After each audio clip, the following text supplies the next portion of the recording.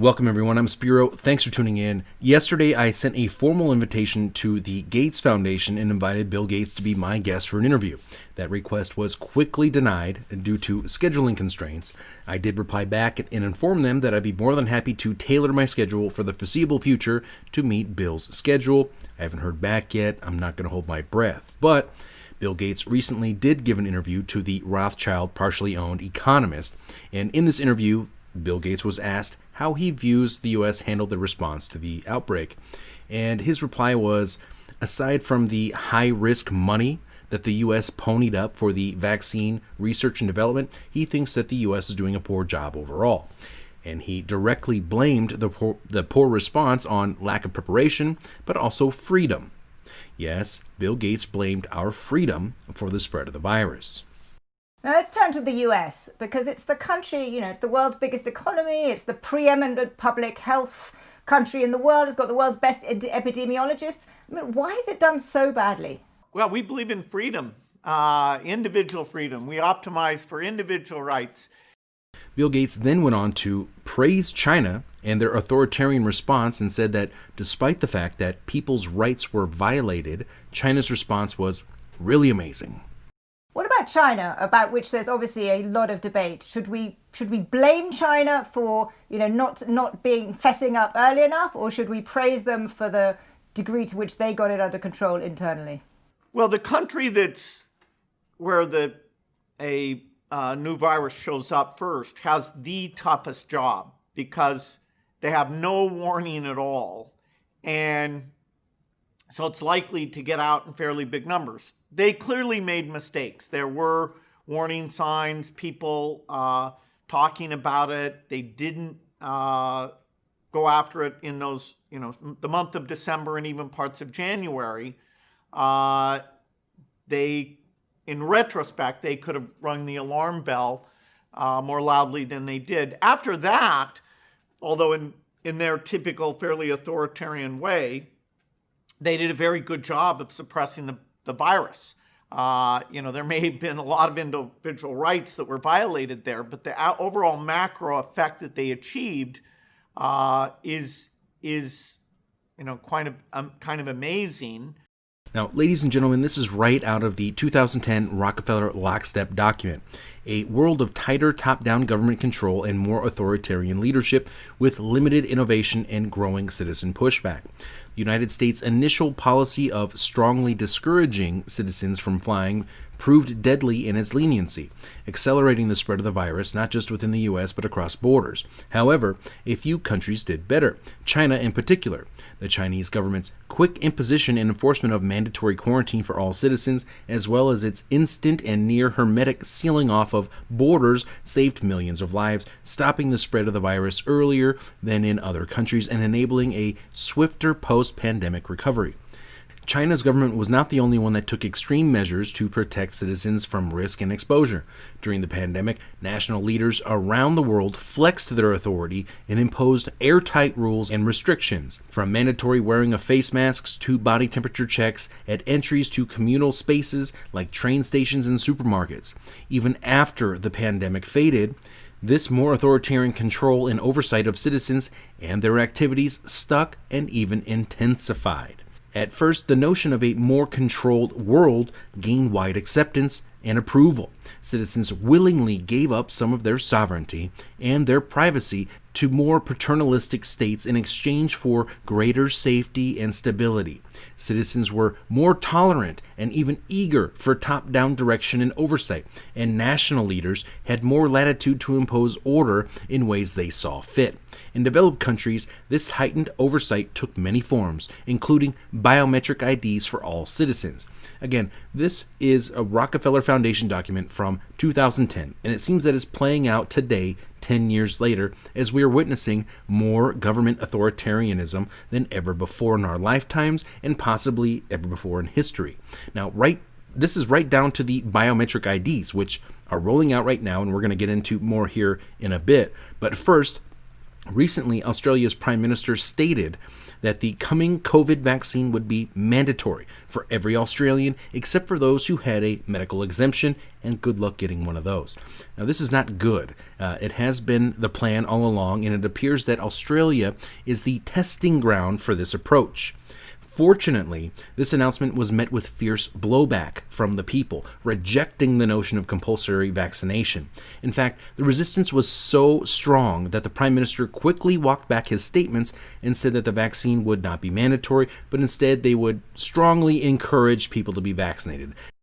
Australia's Prime Minister has backed away from a suggestion that a coronavirus vaccine should be mandatory. After a backlash, Scott Morrison now says people will be encouraged to get themselves vaccinated. He says there will also be measures put in place to secure a high rate of immunisation. Australia has secured a vaccine deal that it plans to roll out cost-free to citizens. And by strongly encourage, he means coercion. People will essentially be blackmailed or held ransom if they refuse, and their ability to participate in society will greatly be reduced. Now, he didn't come out and say those last parts. This is my interpretation of this, because this should not be viewed as a victory.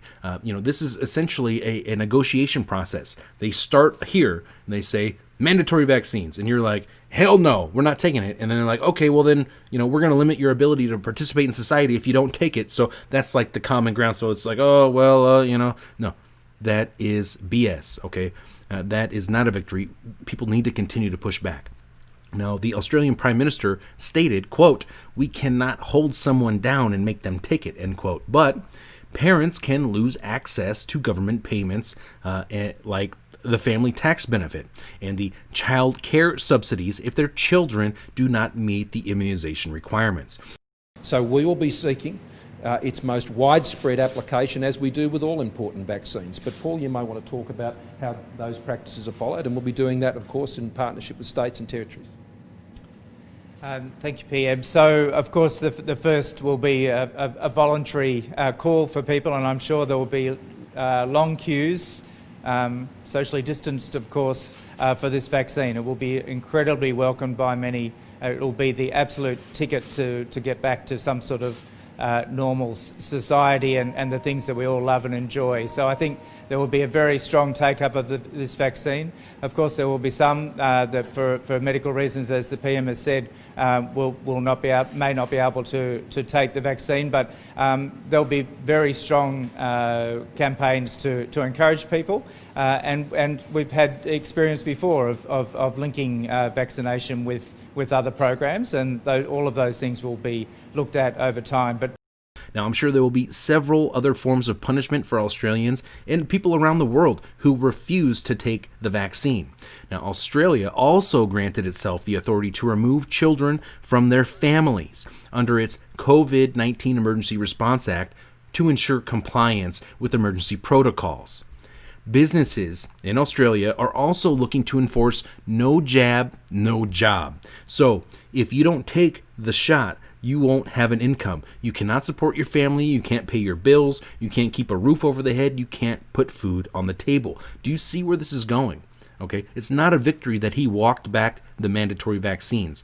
Okay, now in the U.S., the CDC promoted training material on its website saying that children may be removed from parents in a quarantine situation. It's essentially the same thing that they are rolling out in Australia, and we're seeing roll out all over the world. Now, right now in the U.S., we're also seeing new vaccine mandates for students across the country, even those who do not attend school in person but attend online.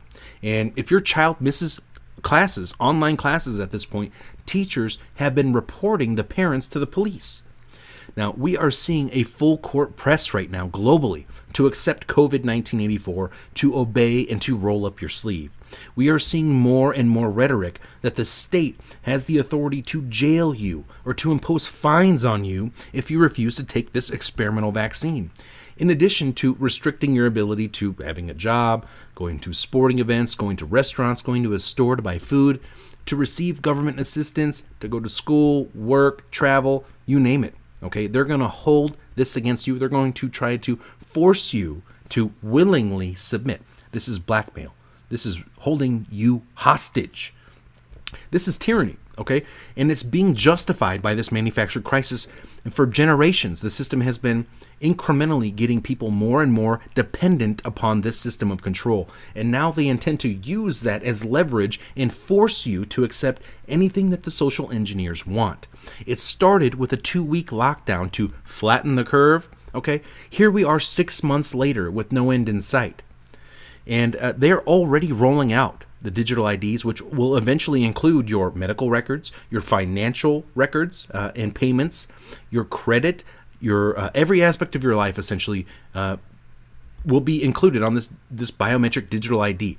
Your vaccine status, everything. They're going to want to ensure your compliance. That way you can work, travel, buy, sell, participate in society, even on a basic level. And we're seeing this take place right now in Africa. For example, the Gates Foundation and Gavi, the Global Vaccine Alliance, which got its seed money from the Gates Foundation, is partnering up with MasterCard, and they're rolling out the Trust Stamp, combining a vaccine and digital biometric ID. This rolls right into ID 2020 and ID 4D and the United Nations and the Gates Foundations. I mean, this is a major operation that goes into the Sustainable Development Goals I've covered many times before. Look back at those recent reports. This is exactly like the Smart Mark episode that I did recently. Now, in Michigan, a college will digitally track students' locations and medical records at all times to ensure compliance, okay? This is not about a virus. This is about control. This is about ensuring compliance. Now, in New York, right now, they are setting up checkpoints, and they have several mandatory vaccine-related bills in session that are right now. In my state of Arizona, the emergency order includes a provision for forced isolation, forced quarantine, and mandatory vaccination that will be enforced. They say all of the measures will be enforced by law enforcement at the governor's discretion, at his orders. Will they enforce this? Well, I don't know. They're certainly testing the waters for it right now. And there are countless examples around the world, across the country, that all point to the same endgame. And like Bill Gates said, they believe that you don't have a choice. But you don't have a choice. People act like you have a choice. People don't feel like going to the stadium when they might get infected. It's not the government who's saying, okay, just ignore this disease. And, people are deeply affected by seeing these deaths, by knowing they could be part of the transmission chain. And, old people, their parents, their grandparents could be affected by this. And so you don't get to say, ignore what's going on here. There will be the ability, particularly in rich countries, to open up if things are done well over the next few months. But for the world at large, normalcy only returns when we've largely vaccinated the entire global population. Then there are politicians like Raf Ciccone, who is a federal Labor senator in Victoria, Australia. He wrote an op-ed and said, quote, "To anti-vaxxers, I have one message. Our tolerance for your willful ignorance is over. We cannot afford, morally or economically, to give up any ground to those who choose not to be vaccinated against COVID-19. Look, many of you out there may be looking forward to this COVID vaccine, and that's fine. That's your choice, or at least it should be, right? But for the people out there who may have reservations or concerns about this rushed experimental vaccine, its efficacy and safety, make no mistake, you may be presented with what will possibly be the most difficult decision of your life very soon. Will you submit under what equates to, in my opinion, coercion, blackmail, and or ransom to accept this vaccine for you and your family? So your children can go to schools, you can go to work, so you can buy groceries. Are you willing to face potential fines or jail time, if you refuse to take this vaccine? And if they throw you in jail, who knows? They might just strap you down and put the needle in your arm anyways. Will you refuse this? I don't know. I know where I stand on this issue, and this is a big decision that we may face very soon. Bill Gates already said that people need to be vaccinated multiple times. This isn't going to be just like a one-time and done thing. You think they're just going to mandate it? You get one shot and that's it? No. If you submit to this, this is never going to end. And who knows what will be next? For example, Our records indicate you didn't get your third booster shot this month. Your payments have been suspended until you update your vaccine records. Imagine how far this could go, all due to a virus with a 99% plus survival rate.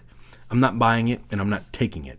Personally, I have zero doubt in my mind that this crisis was manufactured to facilitate and usher in a new system of control, the likes of which will not only enslave humanity forever, but will fundamentally change what it means to be human.